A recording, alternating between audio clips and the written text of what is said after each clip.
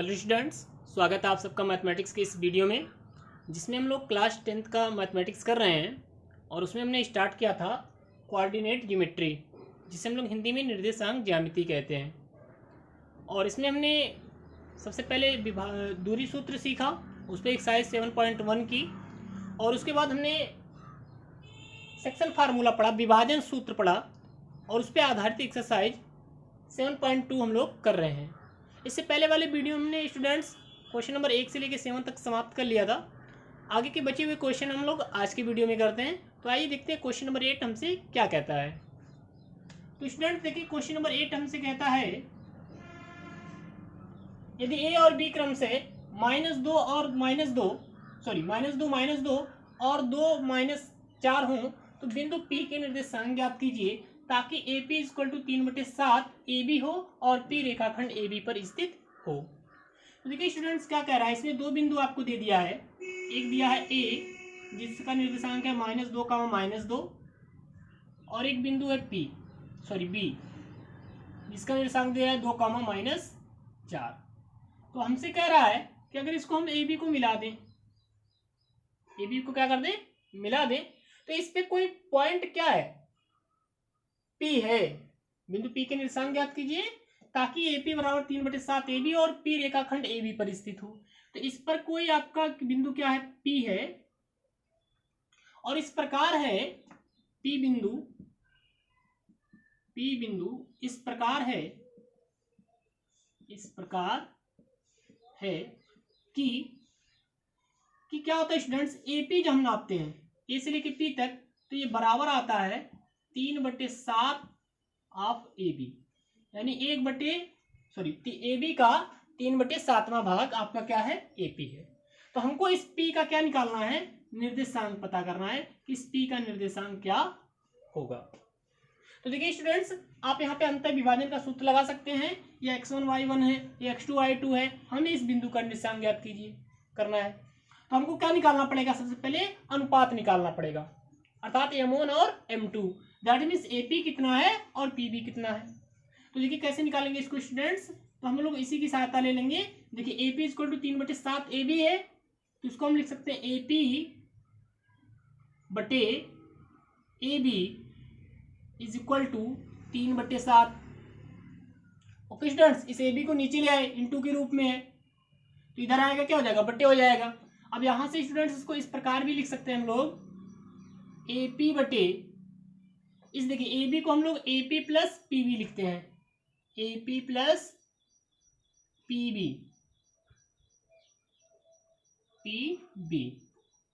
= Students, ये देखिए AP कितना था, 3 था। तो AP अगर यहाँ पे 3 है ऊपर, तो नीचे भी AP कितना होगा, 3 ही होगा। परंतु ये मिलकर है कितना, 7, तो 3 ये हो गया, तो इसका मतलब PB कितना होगा, 4 रहा होगा। तब तो 4 3 7 होगा स्टूडेंट्स। अब देखिए अतः हम लोग बोले हैं AP कितना हो जाएगा, 3 हो जाएगा। AP = कितना हो जाएगा, 3, और PB = कितना हो जाएगा, 4। यानी A से लेके P तक कितना हो गया स्टूडेंट्स, 3 हो गया, और P से लेके B तक कितना हो गया स्टूडेंट्स, 4 हो गया। अब P के निर्देशांक के लिए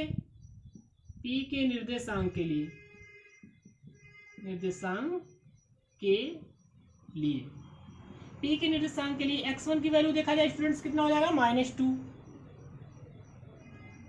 y1 की वैल्यू देखा जाए तो स्टूडेंट्स कितना हो जाएगा, -2, क्योंकि आपका पहला बिंदु x1 y1 होता है। और इसी तरह x2 देखा जाए तो स्टूडेंट्स कितना हो जाएगा, 2, और y2 देखा जाए स्टूडेंट्स कितना हो जाएगा, -4। अब यहाँ पे देखिए M1 कितना हो जाएगा स्टूडेंट्स, M1 ये हो जाएगा AP। M1 M2 क्या होता है, ये दूरी यहाँ होती है, तो ये दूरी कितना है, AP आपका 3 है, तो M1 बराबर हो जाएगा आपका 3, और M2 इस तरह देखिए स्टूडेंट्स, तो M2 मतलब PB की दूरी वो कितना है, 4। अतः हम P का क्या निकाल देंगे, निर्देशांक निकाल देंगे। विभाजन सूत्र से P का निर्देशांक, P का निर्देशांक। तो विभाजन सूत्र क्या कहता था, m1 x2 plus m2 x1 बटे m1 प्लस m2। इसका लगाते हैं हम लोग। तो m1 कितना है स्टूडेंट्स, 3, x2 कितना है 2, प्लस m2 कितना है 4, इंटू x1 कितना है -2 बटे m1 प्लस m2 अर्थात 3 प्लस 4। इसी तरह क्या होता है m1 y2, तो m1 कितना 3, y2 कितना -4, प्लस m2 कितना 4, y1 कितना स्टूडेंट्स -2 बटे m1 प्लस m2 3 प्लस 4। इसको आगे सॉल्व कर लेंगे स्टूडेंट्स। तो 3 दूना 6 और प्लस 4 दूनी 8, तो 4 दूनी 8 बट प्लस माइनस क्या हो जाएगा -8 बटे 4 3 7। इसी तरह 4 3 12 -12 आ जाएगा स्टूडेंट्स, प्लस माइनस माइनस 4 दूनी 8 बटे 4 3 7। ओके स्टूडेंट्स, आगे देखिए, ये देखिए 6 से 8 गया -2 बटे 7 और 12 8 20 -20 बटे 7। ओके स्टूडेंट्स, इसलिए हमारा P का निर्देशांक कितना आ जाएगा, अतः P का निर्देशांक बराबर आ जाएगा -2 बटे 7 कामा -20 बटे 7। ये हमारा क्या हो जाएगा स्टूडेंट्स, फाइनली आंसर हो जाएगा। एक बार फिर से सुन लें अच्छे से।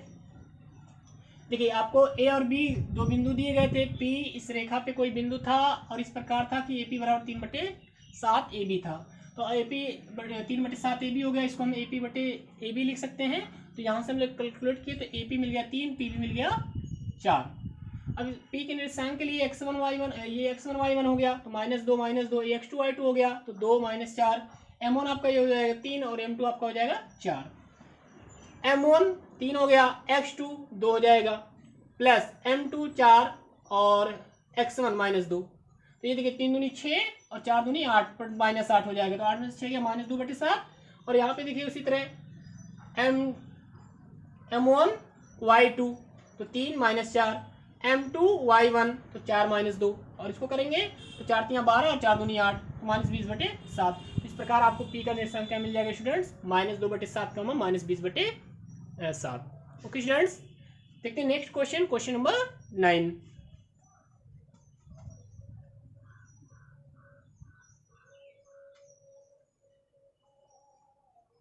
क्वेश्चन नंबर 9 में देखते हैं स्टूडेंट्स क्या कहा गया आपसे।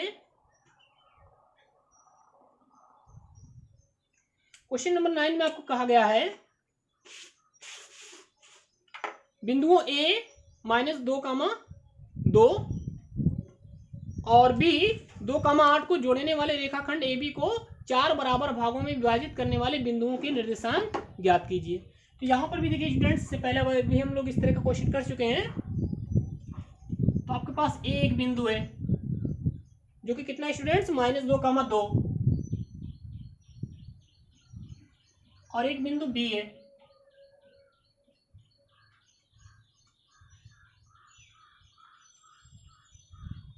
बी बिंदु कितना है स्टूडेंट्स, 2, 8। तो ए हमारे पास है -2, 2 और बी हमारे पास है 2, 8। कह रहा है इनको मिलाने वाली रेखाखंड ए बी को, तो इनको मिलाएंगे तो कौन सी रेखाखंड बनेगी स्टूडेंट्स, ए बी। अब इसको क्या करना है, 4 बराबर भागों में विभाजित करना है। तो अगर हमें इसको 4 भागों में करना है तो इसकी कटिंग कितनी करनी पड़ेगी स्टूडेंट्स, 3 कटिंग। ये एक आपका मान लेते हैं P है, ये Q है और ये R है। तो अगर हम लोग 3 कटिंग कर देंगे स्टूडेंट्स तो हमारे कितने भाग मिलेंगे, 4 भाग मिलेंगे। तो AB को 4 बराबर भागों में विभाजित करने वाले कितने बिंदु हो गए, 3 बिंदु हो गए स्टूडेंट्स। हमेशा ध्यान रखना, जितने भागों में विभाजित करना होगा उससे एक कम बिंदु मिलेगा। अर्थात 3 भागों में करना है तो 2 बिंदु मिलेंगे, 4 भागों में करना है तो 3 बिंदु मिलेंगे, 5 भागों में करना है तो 4 बिंदु मिलेंगे। ओके स्टूडेंट्स, अब देखिए करेंगे क्या। तो इस सबसे पहले मान लेते हैं, माना AB को 4 भागों में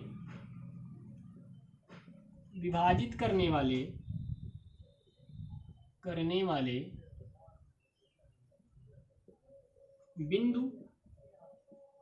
बिंदु P, Q व R है। तब अब स्टूडेंट्स अगर ये विभाजित कर रहे हैं तो इसका मतलब क्या हो जाएगा, A से लेकर P तक बराबर होगा P से लेकर Q तक बराबर होगा Q से लेकर R तक बराबर होगा R से लेकर B तक। अर्थात सारी दूरियां आपस में क्या होंगी स्टूडेंट्स, इक्वल होंगी। क्यों? क्योंकि इस बराबर भागों में विभाजित किया गया है। अब देखिए स्टूडेंट्स, अब एक एक करके निकालेंगे। सबसे पहले हम देखते हैं P के निर्देशांक के लिए। P के निर्देशांक के लिए तो आइए देखते हैं P के निर्देशांक के लिए क्या होगा। तो ये बिंदु तो आपका x1 y1 होगा। अब हमें केवल किसका देखना है, ध्यान रखना है, P का ध्यान रखना है स्टूडेंट्स, बाकी भूल जाइए इन सबको। आप ये समझिए कि एक बिंदु A है, एक बिंदु B है और P इसको विभाजित कर रहा है और उसी विभाजन बिंदु का हमें निर्देशांक ज्ञात करना है। ओके स्टूडेंट्स, एक चीज और ध्यान दें, क्योंकि ये सब आपस में क्या है, बराबर है, तो इनका अगर रेशियो निकाला जाए, अनुपात, तो ये कितना आएगा, 1, ये भी कितना आएगा, 1, ये भी कितना आएगा, 1, ये भी कितना आएगा स्टूडेंट्स, 1। सारी की सारी वैल्यूज कितनी आएंगी, 1 1 आएंगी, क्योंकि सबका अनुपात निकालना है हमको। तो P के निर्देशांक के लिए क्या हो जाएगा, x1 बराबर क्या हो जाएगा, -2 और y1 बराबर कितना हो जाएगा, 2। x2 कितना हो जाएगा स्टूडेंट्स, 2। y2 कितना हो जाएगा, 8। अब देखिए M1 और M2 चाहिए केवल, M1 और M2। तो M1 M2 क्या होती है, जिस बिंदु का निर्देशांक निकालते हो उससे पहले बिंदु की दूरी, फिर उससे लास्ट बिंदु की दूरी। तो इस बिंदु से इसकी दूरी कितनी, 1, तो M1 कितना ले लो, 1। अब P से B की दूरी कितना, देखो 1 2 3, तो M2 कितना ले लो स्टूडेंट्स, 3। बात आई समझ में। देखिए सब एक एक है, तो यहाँ से लेके यहाँ तक 1 है, यहाँ से लेके यहाँ तक देखिए 1 2 3, 3 पार्ट है, तो M2 कितना हो जाएगा, 3। अब P का निर्देशांक निकाल दीजिए। P का निर्देशांक तो सूत्र लगा दीजिए, M1 1 हो गया, x2 2 प्लस M2 3, x1 -2 बटे M1 प्लस M2 1 प्लस 3 हो जाएगा। इसी प्रकार M1 1, y2 कितना students, 8 plus M2 3, okay students, y1 कितना 2 बटे कितना हो जाएगा, 1 प्लस 3। नाउ स्टूडेंट 2 1 2 प्लस 3 दूनी 6 बटे माइनस है तो प्लस माइनस माइनस हो जाएगा, बटे 3 और 1 4, कॉमा ये देखिए 8 1 8 प्लस 3 दूनी 6 बटे 3 और 1 4 हो जाएगा। आगे देखिए स्टूडेंट्स 2 में से 6 गया -4 बटे 4, कॉमा 8 में से 6 गया 2 बटे सॉरी ये ऐड हो जाएंगे, प्लस में है 8 से 14 बटे 4। तो ये देखिए स्टूडेंट्स ये तो कट गया, तो कितना आ गया, -1, और ये देखिए काट सकते हैं 2 से, 2 7 14, 2 दूनी 4, तो 7 बटे 2। तो इसलिए P का निर्देशांक कितना निकल गया, P का निर्देशांक इक्वल टू आ गया -1, 7 बटे 2। इस तरह P का निर्देशांक निकल गया स्टूडेंट्स -1, 7 बटे 2। अब हमें किसका निकालना है, Q का निकालना है। अगर Q के निर्देशांक के लिए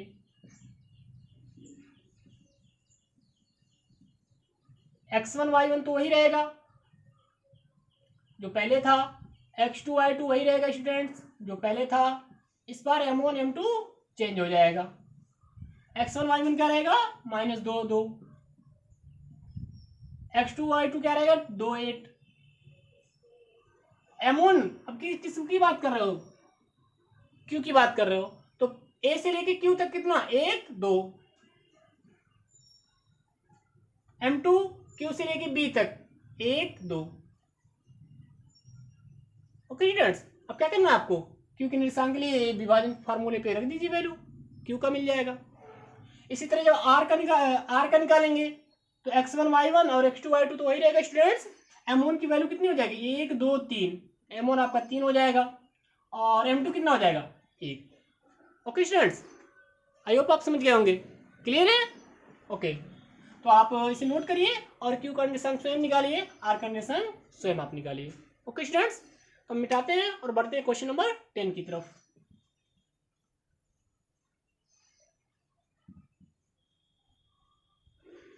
क्वेश्चन नंबर जो 10 है वो एक्सरसाइज का लास्ट क्वेश्चन स्टूडेंट्स।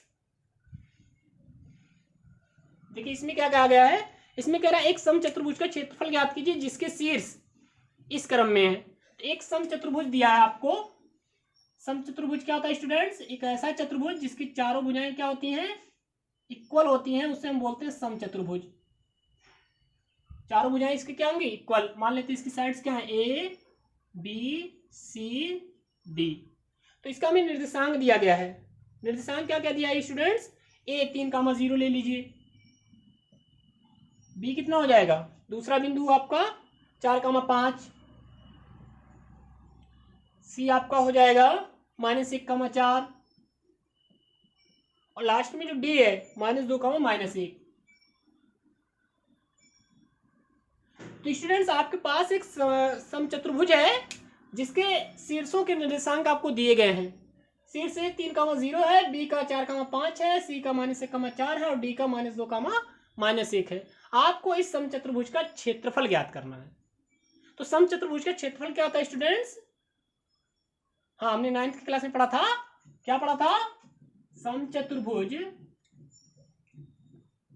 भुज का क्षेत्रफल क्या था, 1/2 विकर्णों का गुणनफल, विकर्णों का गुणनफल ये होता है स्टूडेंट्स।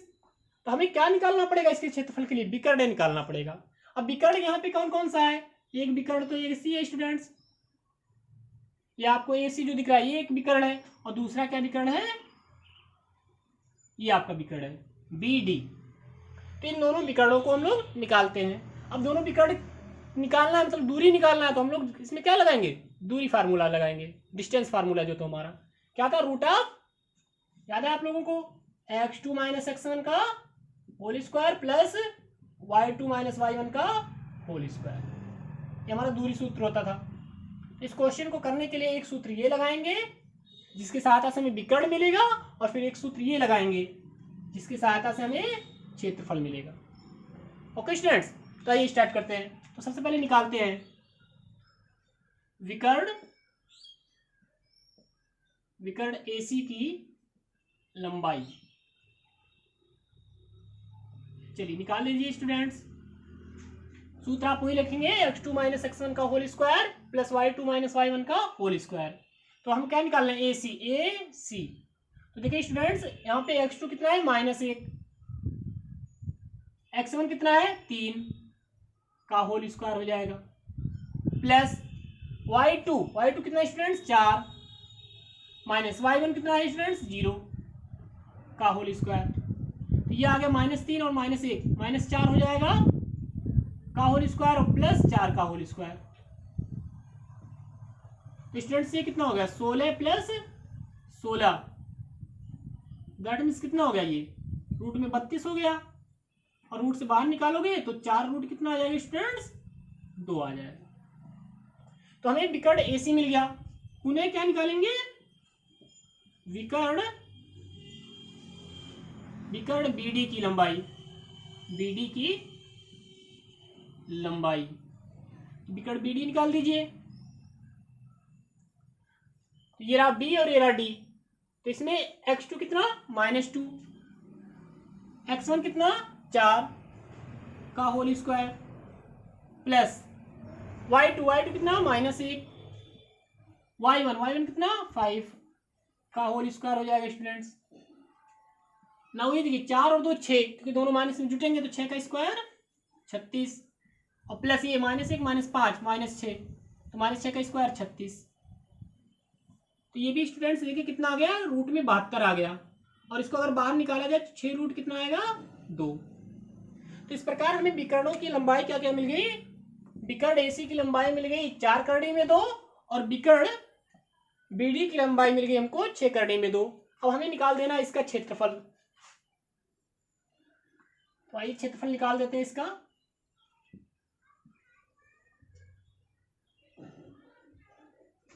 क्योंकि समचतुर्भुज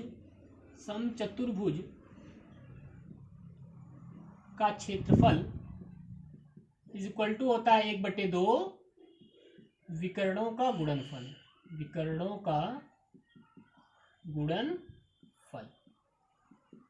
तो हो जाएगा स्टूडेंट्स 1/2 विकर्ण। देखिए यहाँ पे क्या था, पहला विकर्ण हमारा क्या था, AC था, तो 4 करड़ी में 2 आ जाएगा,